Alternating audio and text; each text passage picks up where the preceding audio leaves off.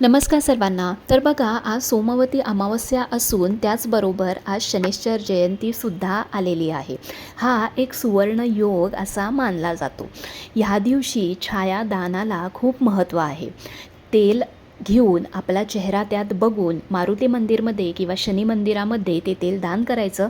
त्याचबरोबर आज पिंपळाच्या झाडाखाली दिवा प्रज्वलित करण्याला खूप महत्त्व आहे. यांनी आपली साडेसाती शनीची जी पीडा आहे, जी ढैया आहे, त्याच्यामध्ये जो त्रास होतो त्यापासून मुक्तता मिळते. त्याचबरोबर थोडंसं पाणी आणि त्यात अगदी थोडंसं दूध घालून ते मिक्स करून पिंपळाच्या मुळाशी आपल्याला ते अर्पण करायचं आहे. त्याचबरोबर साखरसुद्धा तिथं ठेवायची आहे. त्याचबरोबर तुम्ही काळे तीळ, काळे उडीद, काळे वस्त्र किंवा तेल आणि कोरडा शिधा याचं दान करू शकता आणि शनी मंत्राचा तुम्ही आज जप करू शकता.